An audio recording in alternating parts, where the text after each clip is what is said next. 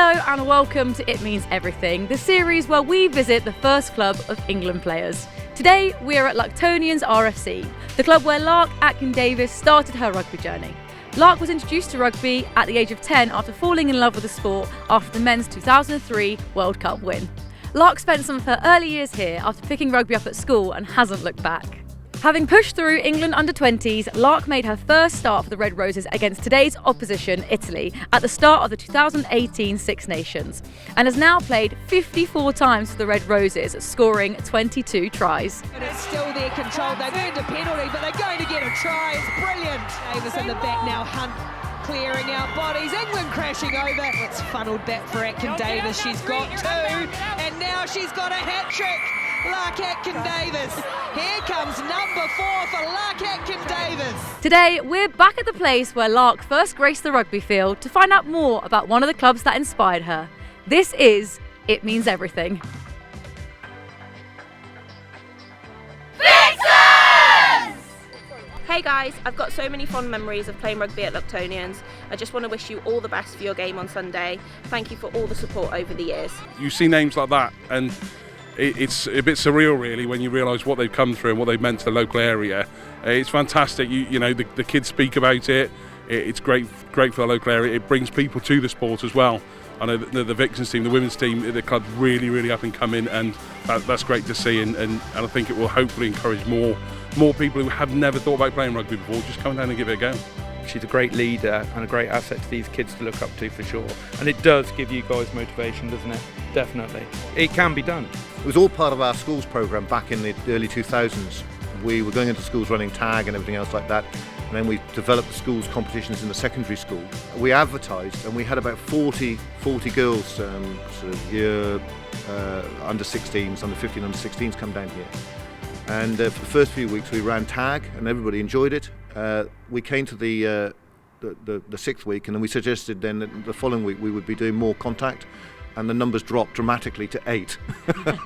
So, and of those 8, they were all from Wigmore School, where Lark was at school just up the road here, and it was plainly obvious that Lark liked her contact rugby and was going on to greater things. Young people look up to stars, whether it be football or whatever, and that certainly happens in the ladies' game. Simon, can you talk to me a little bit about the history of the club? So currently we're in our 75th year. We were established in 1948. A couple of old boys from Lucton School, which is just over there, decided we needed a rugby club in this area, and we are right in the country. We're right on the Welsh-English border. The Welsh border is about 6 miles over there, and so it's predominantly a farming community.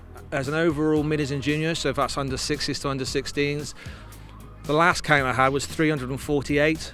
But to be honest, it's growing every day. So every Sunday we have different numbers in the different age groups. People are always reaching out to the managers or myself saying, can we bring Johnny, Jane, someone along to come and enjoy the game? And that's what we want. We want the numbers to be high. Having those numbers is great, and it's hopefully proving what we're doing is working really well.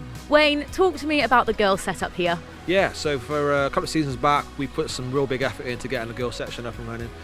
Prior to that, girls would be here to under 11s, and then at the start under 12s have to go elsewhere. So we were frustrated by that, so we put some effort in, and led by Ellie Bunsen, who heads up that section, we've now got an under 12s and under 14s and under 16s squads. The 16s aren't playing games at the moment, but they train with our Vixens squad, so that's fantastic, one night a week. And the Vixens themselves are then coming back into and helping train some of those 12s, 14s and 16s. So we started off as a touch rugby side, and we got so many numbers from that, and a lot of the women who played that wanted to give contact a go.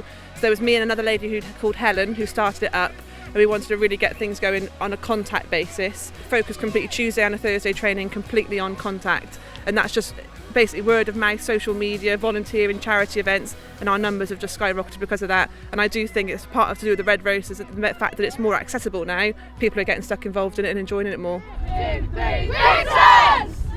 Some of our players help coach the girls team, which is immense. They give up their time on a Sunday, on a Thursday as well. If they ever need help, we're there because they train before us. So some of us come down a bit earlier to help them, and they're the future Vixens. We've got to support them and grow them, put time into them, because they're going to come and put our boots on one day. They're having a Mini and Juniors Girls Festival Day later on next month, and we're all coming down to help out and volunteer at that. A few of the girls who play for the Vixens actually coach the girls' side, and whenever they've got a game, we make sure we get most of the team down here, as many as possible, and we cheer the girls on, because we know they're going to be the ones making up our pack in a few years' time, meaning us old ones haven't got to do as much running. Anything we can volunteer for, we get stuck in with to help the youngsters. It's important to us to have a girls section. Like I say, we're seeing more girls wanting to play sport at rugby at a younger age, which is fantastic.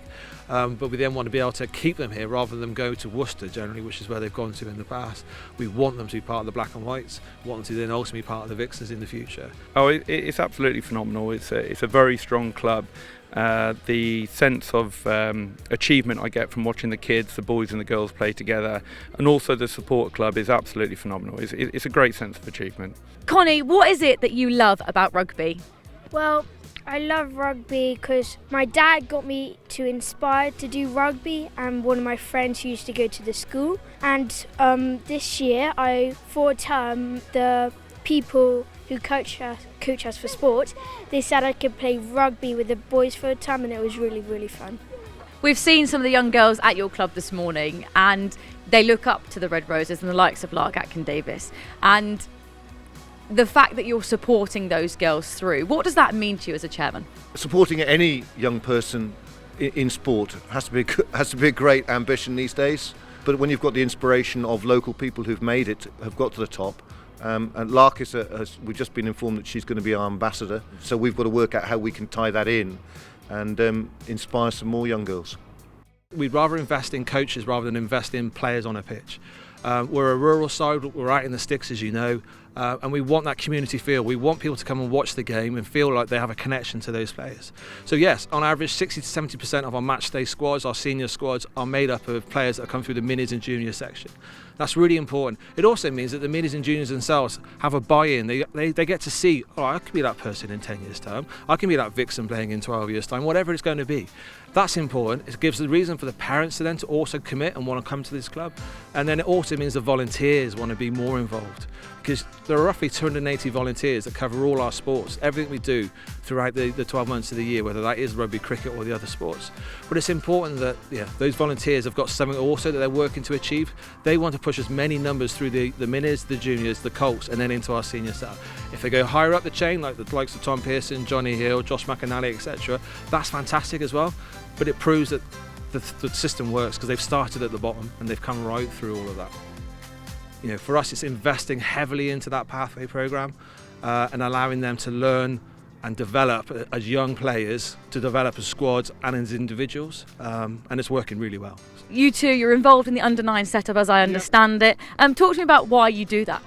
Just to see the children enjoy the rugby, enjoy the sport, and just express themselves. They come out and they on a Sunday morning and they just end up with a smile on their face at the end of the session. That's all we want. We just provide fun, you know, in the right sort of environment, you know, to let these players flourish, you know, and improve from where they've come from. You know, that's the main thing, isn't it? Improvement. And hopefully we'll be in time to be able to stand on that touchline and say, that was one of ours. And it's lovely to see that. And you see the old coaches now, some of them now on the first team pitch, and they say, well, I used to coach him.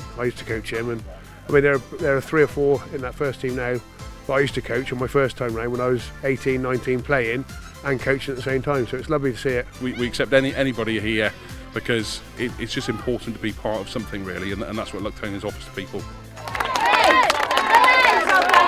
Jade, what does it mean for you to be playing women's rugby here? It's just immense to be part of the women's team. We've been trying to grow it for the last couple of seasons now. I remember training with like 5 girls, 5 ladies coming along, and it was hard.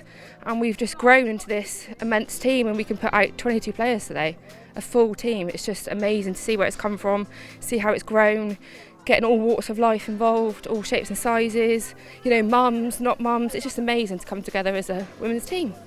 What's your why? What emotions do you feel when you're on that pitch? Proud to be a Vixen, proud to be at Lux.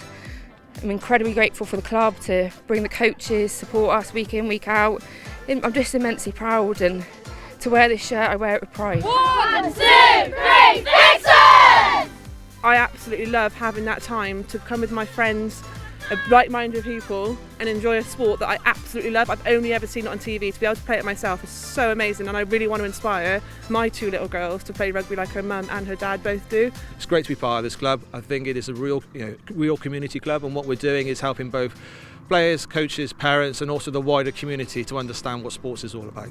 This is a rural club that focuses on inspiring young people, supporting and nurturing homegrown talent, and focuses on coaches' development.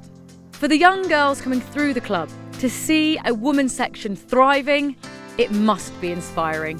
This is It Means Everything.